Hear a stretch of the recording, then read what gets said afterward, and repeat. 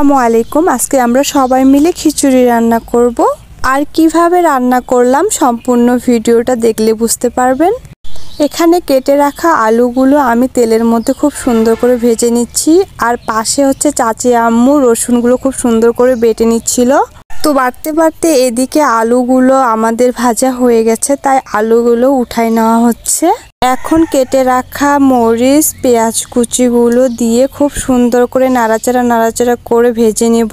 এইদিকে রসুন বাটা হয়ে গেল, উঠায় নিলাম। আর পাশে হচ্ছে এখানে মরিচ পেঁয়াজগুলো ভাজা হয়ে গেছে। আর ডালগুলো দিয়ে নাড়াচাড়া করে নেব। আজকে আতপ চাল দিয়ে খিচুড়ি রান্না করব। আর এগুলো ধুয়ে নিয়ে আসছি খুব সুন্দর করে। আর এখানে কড়াই দিয়ে দিলাম।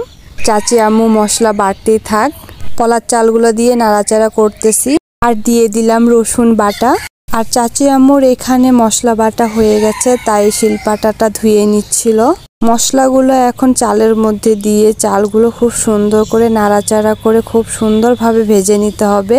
আর এখানে আমাদের ভাজা হয়ে গেছে। আমরা আলাদা করে গরম পানি করছি। আর এই গরম পানিটা এই চালের মধ্যে দিয়ে খুব সুন্দর করে নেড়ে টেড়ে।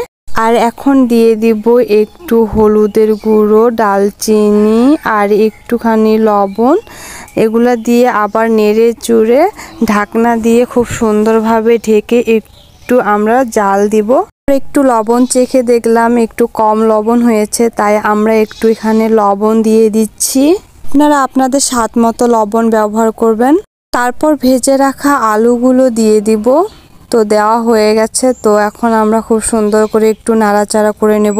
এখানে আমরা গরুর মাংস রান্না করে রাখছিলাম, সেই গরুর মাংসগুলো এই খিচুড়ির মধ্যে দিয়ে খুব সুন্দর করে রান্না করব।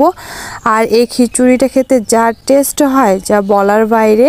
ঢাকনা উঠে আবার খুব সুন্দর করে নাড়াচাড়া করব। আর শেষের দিক অল্প আঁচে রান্না করতে হবে। আর ফাইনাল আমাদের খিচুড়ি রান্না হয়ে গেছে।